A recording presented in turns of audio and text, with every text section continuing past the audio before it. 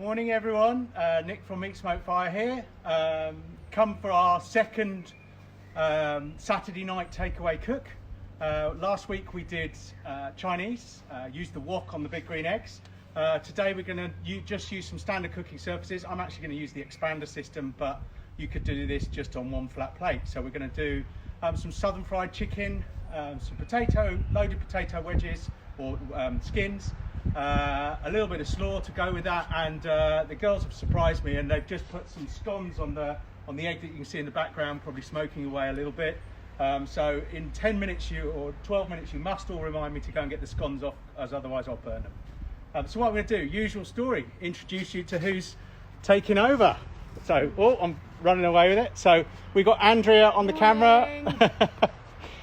So my sister-in-law living with us at the moment. So we've got Andy, and then over there we've got Helena looking at the live feed, and we'll take down any questions. So if you've got questions you want to ask, just type them away, and hopefully we'll be able to respond to them as we go along. Right. So the first thing I promised you all was a very quick butchery lesson. So I'm going to go over here. I'll get Andy to come this side of the table. I'm not going to mess up my shirt this week, so I'm going to stick one of my Meat Smoke Fire aprons on, and we'll get straight into this chicken. So most people buy all the chicken portions. Now it's much more cost effective to buy a whole chicken. This one was £3 something. It's not organic, it's not all of that. This was a Sainsbury's normal chicken, so it might have been £4 or something. But what we're going to do is joint this, and we're going to cook it as we do our southern fried chicken. So Andy, you might want to get right in on this. So first cut I'm going to do is keep it the normal way up, but cut down between the breasts and the legs, just down there. And I'll do the other side at the same time. Simple as that, and we're just doing a light cut, okay? And that just cuts the skin. Then I'm going to flip it over.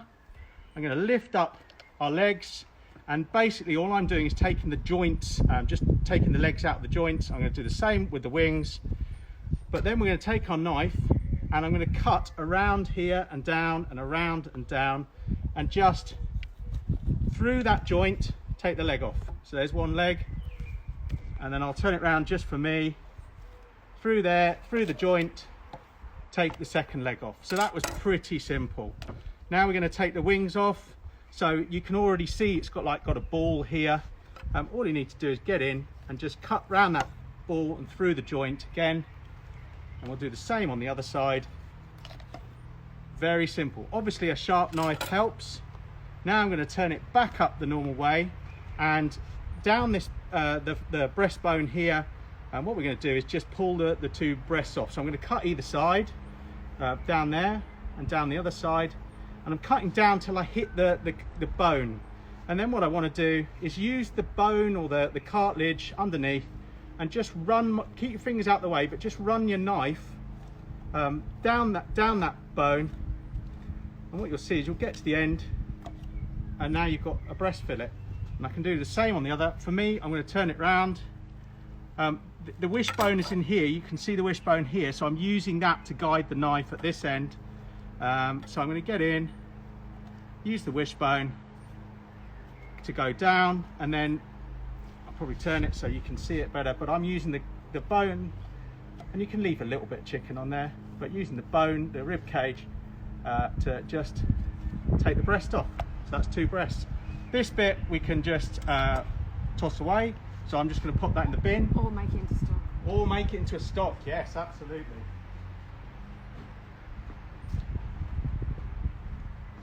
Put it in a big pan and boil it. But what I want to do with these now, here we've got a drumstick and a thigh, is you can see where it moves, just here. The bone's in there. We want to aim for that. So if you put it like that and think of the rounded shape, just aim for that corner. I missed on this one, he says.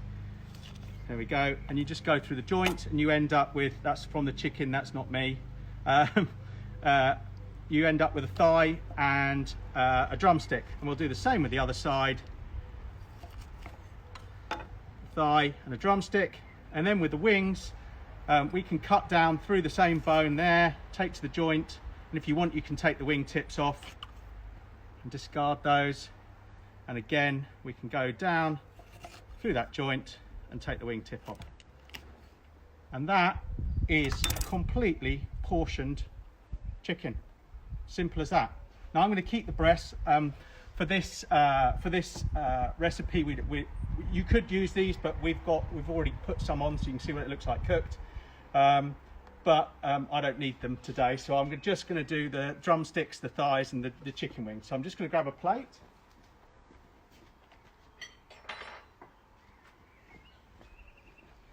I'll take these bits, and then we'll go and make the rest of the recipe over there. So if you follow me, Andy.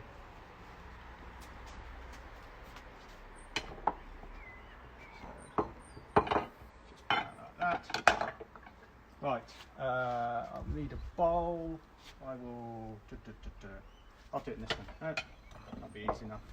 Right, so we're going to make a southern, it's a bit like KFC, I guess. We're going to make a southern rub to go on the outside. So I have breadcrumbs. I'll post all the quantities of these up. So I've got breadcrumbs, I've got plain flour, so I'll pop that in. I have black pepper and salt, about a teaspoon, just over of each. I might cut back a little bit on those for this one. I have paprika, smoked paprika, and white pepper. So I'll put all the paprika in. You've got to try this yourself and work out how much white pepper you like. It is quite strong, so I'm going to go with about half of this today. Bit of white pepper in there. And then in this one we've got sage, we've got cayenne pepper or chili pepper, we've got onion, salt and garlic powder. So all of those things go in together, and then just give them a mix through, and that is your coating, that's your seasoning. So don't blow it all away, wind. Hard on a windy day with dried spices, but okay, give it a good mix up. It's looking nice. Now into here I've got just a bit of milk, so about 100 millilitres of milk. I'm going to pop one egg in, pop that there, and then just whisk it all together with a fork.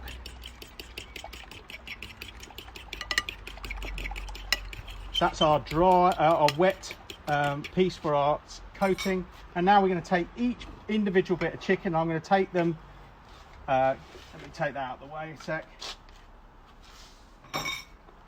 We're going to take each of these bits of chicken. We're going to put them in the dry, in the wet, back in the dry, and then I'll put them back on the plate, and then we'll put them on the barbecue. So just get a bit of flour on them into the mixture. Now I suggest you do this with just one hand.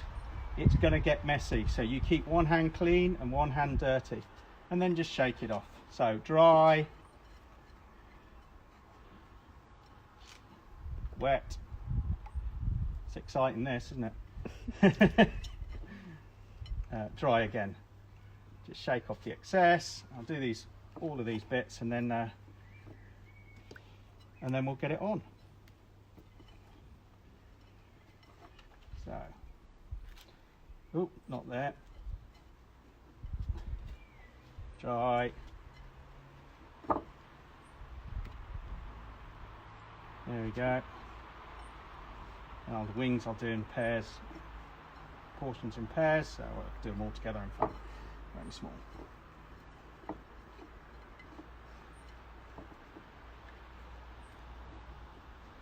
And by putting them in the flour first, it will just help that egg mixture stick to them. Your coating will stay on.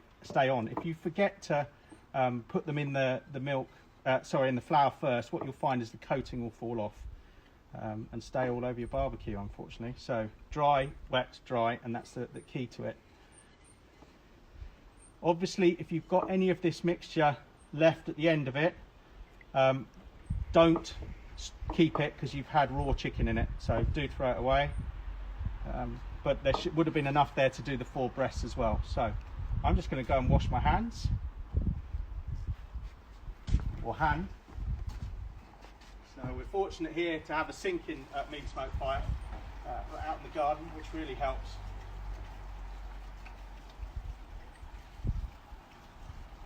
And that'll be perfect. We've got about 1 minute left on the stone. Okay, perfect.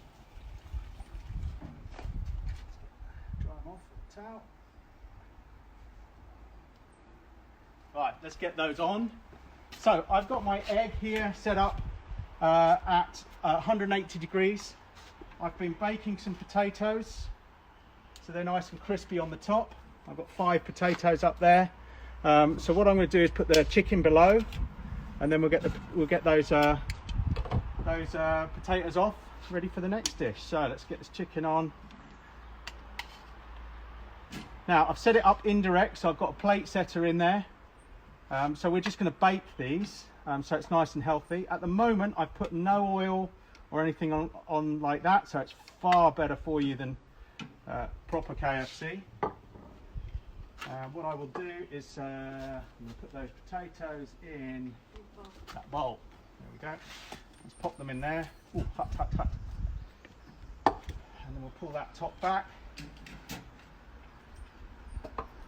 And we'll leave those on there. They're going to take about 45-ish minutes to bake. So, scones, yeah. So we'll go over, we're going to have a quick look. Smoking a bit because I had something smoky in here before, but it'll all add to those. So let's have a little look. Oh, perfect. So, they're looking great. So I'm just going to slip a baking tray underneath, slide them off carefully, lost one. There we go. And we've got a rack for these. Oh, perfect.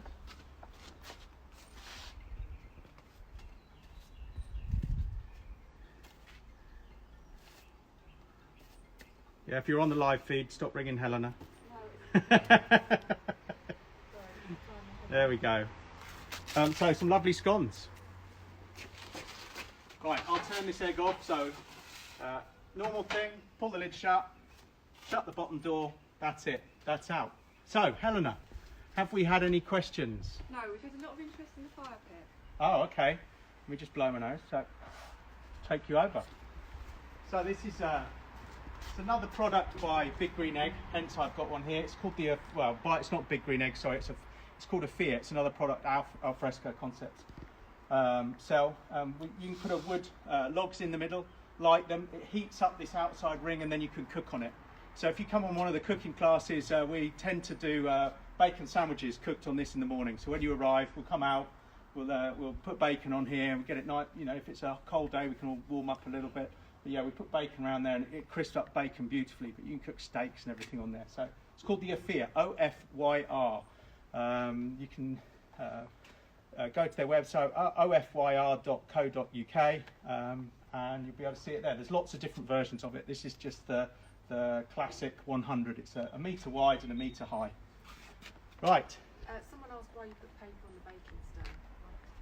Why did I put baking paper on the baking stone? Because it makes it a lot easier to get things off. You just saw me slide it on there. They won't stick, but it allows you to slide them straight onto I had a little metal baking thing, so it allows you to pull them on. Ease of use, but it just, yeah, makes it nice and easy. Right, let's go and have a look at some of the chicken that keep Andy on her toes here. So on this other egg, again at 180, just sitting there, just ticking over. I put some chicken on earlier. So there you can see. So I put some on before the class so you can see what it looks like. That looks lovely. It's not quite done yet. I can see that. I can see the chicken's not quite cooked, but I'll come around this side of you, Andy. And what we can do, I'm just going to use a thermopen, but you can go in and you can see, well, it is, that one's 82, so it is cooked. 79, 80. These will be a bit hotter because they're a lot smaller. So yeah, they're pretty much cooked. Anything above 74 degrees centigrade is the safe point with chicken. So these are all cooked. But I'm going to take them a little bit more just to crisp them up that final bit, and then we'll get them off. Okay, so let's move on to our wedges. Right. I'm going to, actually Andy, I'm going to get you. Oh, Nick, can you over here. What temp the egg is on, please? Which egg? So both the ones with chicken and the potatoes were both at 180 degrees. The scones were done at 210. So yeah, in fact, Helena, could you run and get me the oval chopping board? Or in fact, I'll take one from here. Fine.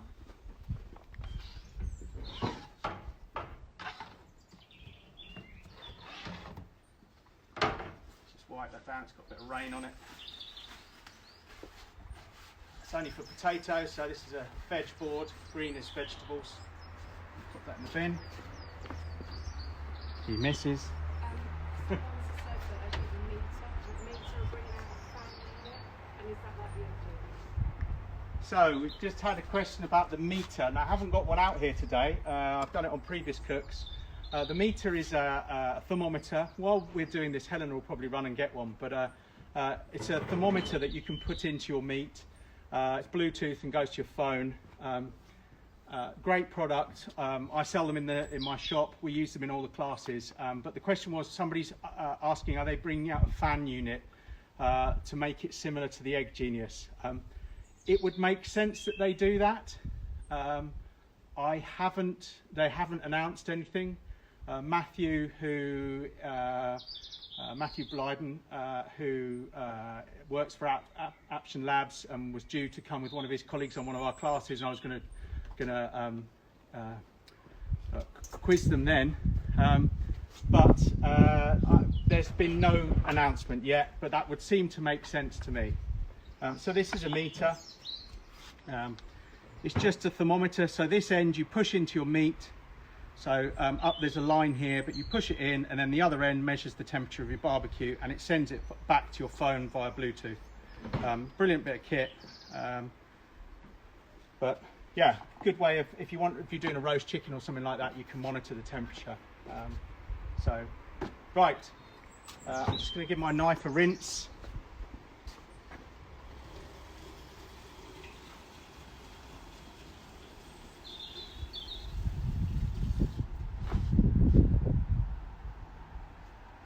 And what we're going to do, make some potato skins. So I want to cut these potatoes in half.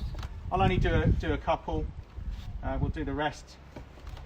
You don't need to see me scoop hundreds of these things out. So, but we're going to take a good portion of the skin out of the potato out of the skin, like that.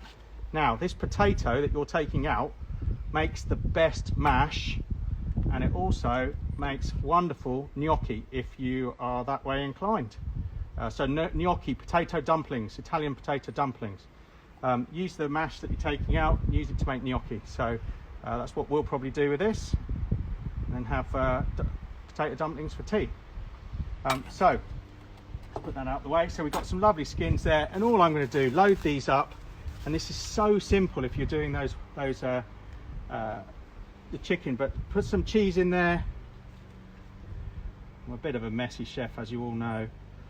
We'll get some cheese in there, and then you can put whatever else you want in there. So if you wanted, you could put some bacon. I'd like fry a little bit of bacon maybe and put that in there, chunks. I'm going to put some spring onions in, just to give it a bit of a oniony bite. How long have you been cooking the potatoes for? So question, how long have I been cooking the potatoes for? These are fairly small.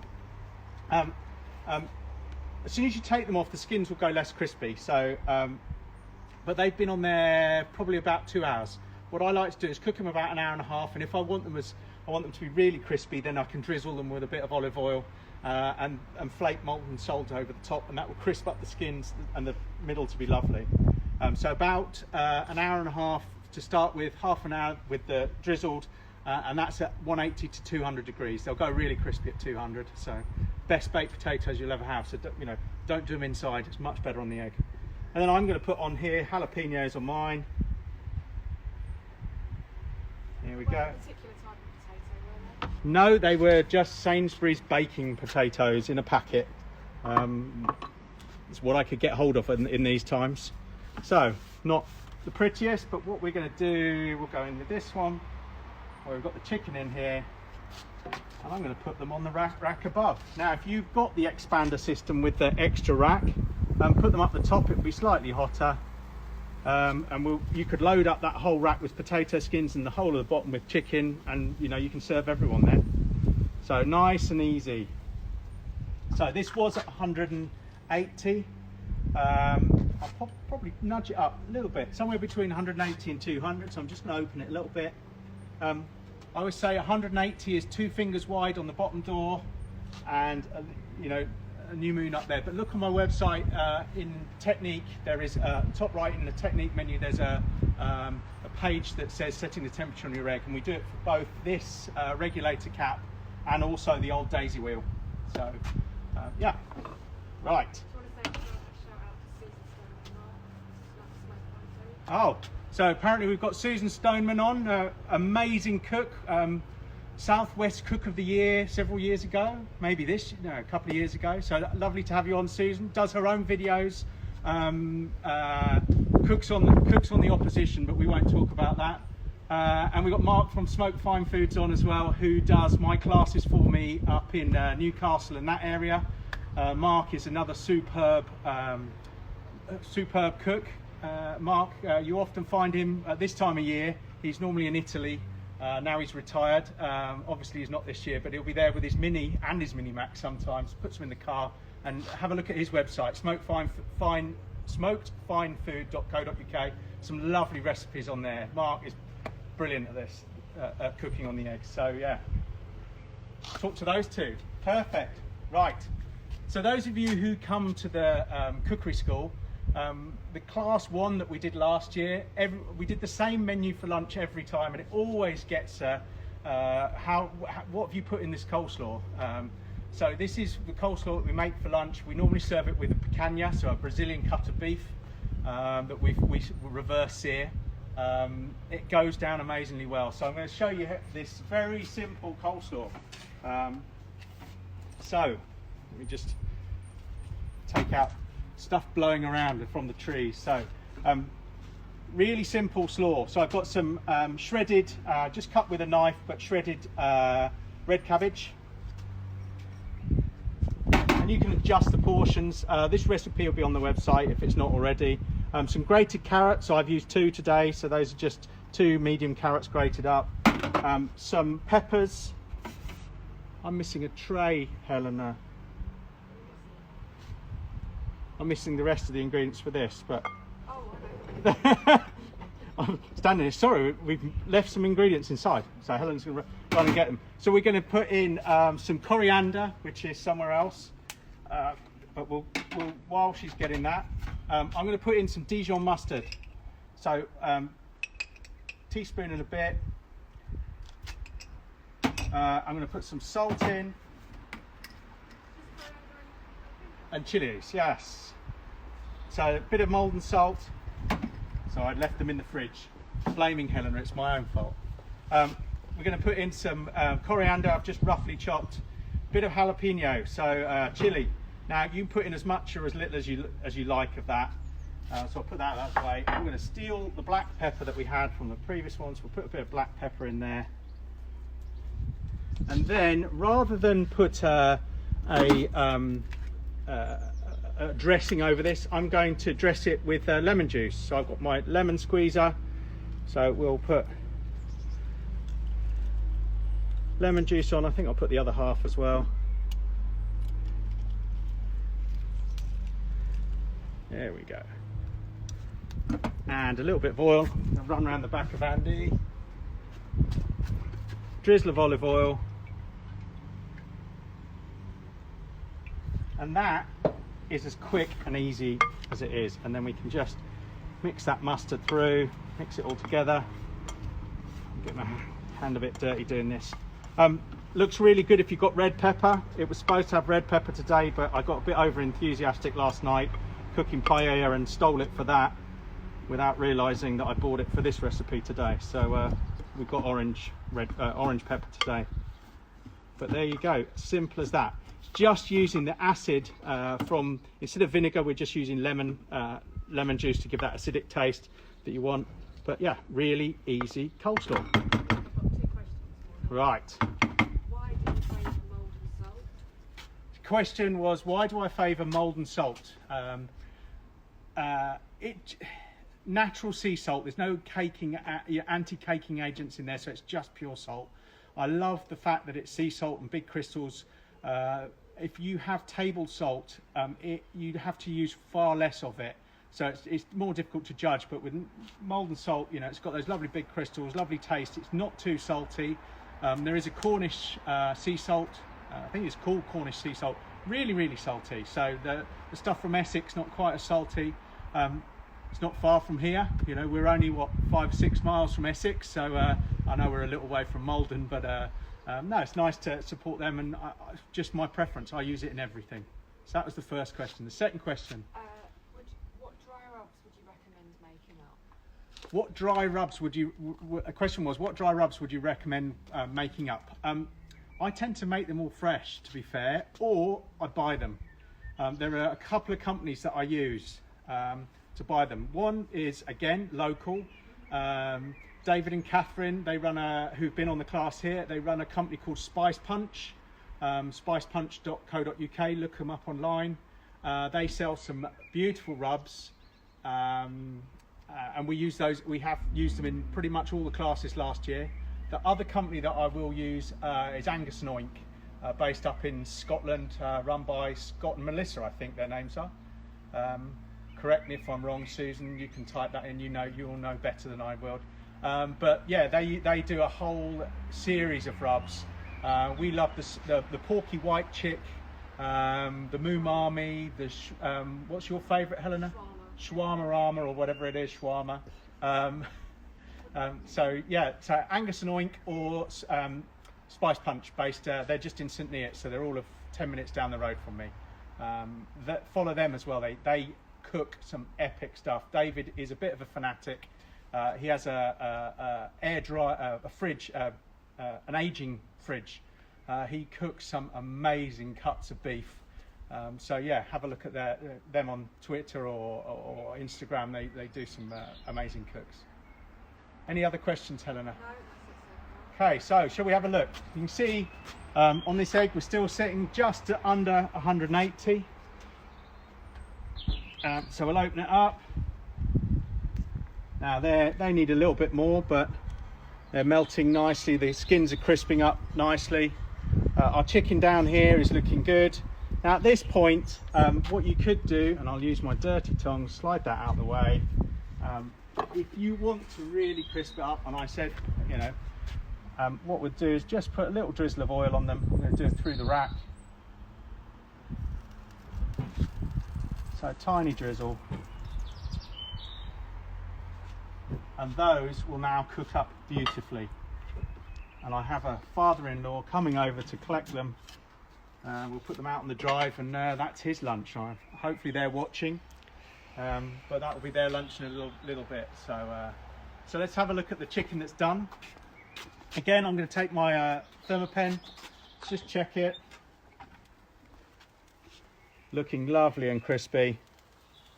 Yeah, we're way up, nearly 90 degrees. I don't want to go too much farther, but these tougher cuts, the legs benefit from being cooked a little bit more above, you know, at 74. So happy with those. So yeah, they're all looking good. So I'm going to grab a plate and we'll serve those.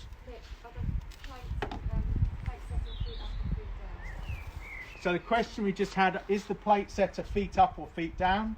I can show you with the expander system. It makes it really easy. I'll put some of these gloves on. Mama says she's watching. Plate setter is feet up in that basket. So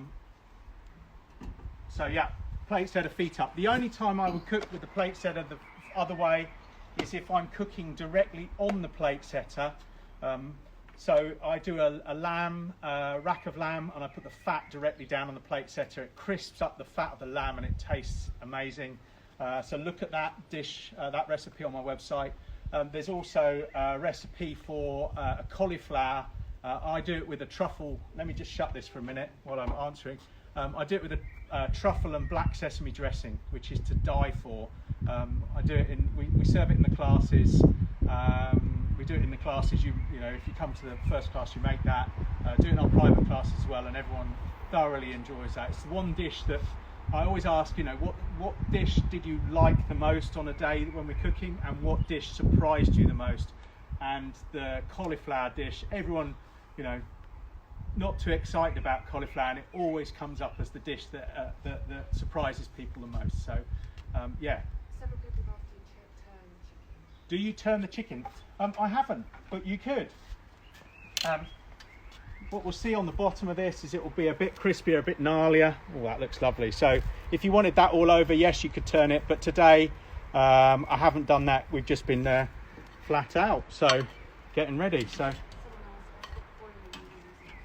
the oil I'm using for that is just a light olive oil. Don't use an extra virgin. Only a light olive oil or a vegetable oil. Extra virgin is really for salads and has too strong a flavour, and it's so expensive. So a light olive oil is what I tend to use. How long would you cook the potato skins? So how long would you cook the potato skins? I'd probably cook them 25-30 minutes, just until they crisp up. So normally I'd put them on just after I've put the chicken on, but for the purpose of this video, we did the chicken separately, and then we've just put the wedges, put the potato skins, sorry, on as you saw at the beginning of the video. So they'll require a little bit more. You'll have to use your imagination and see those finished. I'm not going to keep you all on here watching, you know, while I yak on. Yeah, let me bring the salad over. There we go. Any other questions? Okay, yes. So we've got. You all right? Yeah, I'm going to get something to serve. Oh, okay. Don't worry about that, Helen. She's got off to get serving spoons. We'll use our imagination. So we'd like to give a quick shout out today to Barnes Rugby Club, who are holding an event today for one of their members that unfortunately died from the COVID-19. So today, in conjunction with many professional rugby players and all of the kids, they are doing the Barnes Rugby, what's it called? Hashtag? Barnes Rugby Big Lift. So Barnes RFC. Hashtag Barnes RFC Big Lift. And so they're hoping to lift from the floor above their heads weights all day. And the target is 1 million kilos lifted by the end of today. So I saw a video with Ainsley Harriott on there, giving them a shout out earlier this morning. But Johnny Wilkinson is involved, and many other of the rugby players. So we'll be donning our meat smoke gear later, and the three of us will be picking up some big green egg charcoal. So 10 kilos about a bag, and we're going to all three of us lift them above our heads, and I think you've said we're going to do 100 kilos each, so we'll donate 300 kilos and some money to Barnes for that great cause, and all the money's obviously going to NHS charities, I believe. So yeah, Helen, any final questions? No, I've just got a shout out if anyone comes back, but I don't think Okay. So hopefully 3 very simple dishes. One still cooking, but you see how easy it is. This is beautiful, this southern fried chicken. Do try it. We did it in a class a few weeks ago for some families, and they thoroughly enjoyed it. And my nephew was part of that class, Tom, who will also be lifting today. But Tom, I think we spurred his imagination, or engaged him, and the very next day he FaceTimed me.